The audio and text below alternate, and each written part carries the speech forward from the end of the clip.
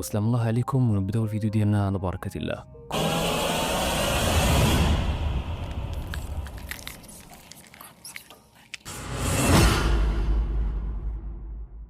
كنا خليناها فاش داك الجن كيقول ليه صافي انا غادي نخرج، الله يرحم لك الوالدين بارك مضروب، غير قول لي من غادي نخرج ليها. كيقول ليه داك الشيء خرج ليها من الصبعان ديال رجليها. داك الجن كيقول ليه لا، غادي نخرج من عينيها باش نعورها، ما نخرجش خاوي. داك الفقيه كيقول ليه يا عاود، كيبقى عليه عاوتاني يضربو بالعصا والقرايه ديال القران، حتى واحد اللحظه قال ليه صافي دابا والله حتى نخرج ليها من رجليها. كيقول ليه انا ما درت ليها والو، كيف ما حرقت لي ولدي الصغير باغي نرد حقي ونعورها. كيقول ليه داك الفقيه هي ماشي الغلط ديالها، هي ما كتشوفكمش. المهم شويه داك الجن هداه الله وقال ليه انا دابا غادي نخرج ليها، غنخرج من رجليها، واي واحد في هاد الدار دابا فيه الخلعه غادي ندخل فيه وماشي بالاراده ديالي. جا خالي خرج عندنا قال لي خرج انت وخو الصغير على برا، وخرجنا دازت شي 15 دقيقه بحال ما هكاك، وانا كنشوف داك الشيخ وخالي هابطين من الدروج وكيضحكوا. انا في ديك الساعه صافي حسيت بالفرحه. جا عندي خالي قال لي ولدي نصحك بالصلاه من دابا للفوق باش ما يوقعلكش داك الشيء اللي وقع لخالتك وداك الشيء اللي كان. صافي طلعنا انا وخويا الصغير ولقيت خالتي ناعسه، ودخلت انا توضيت وصليت، والوالده كطيب الغدا، صليت الصبح والظهر والعصر، كان يلاه اذن. المهم انا شاهد التلفازه بديت كنتفرج في واحد الفيلم، وهي تنوض خالتي قالت لي اشرف جيتي من المدرسه؟ قلت لها قبيله. قالت لي جيتي بكري؟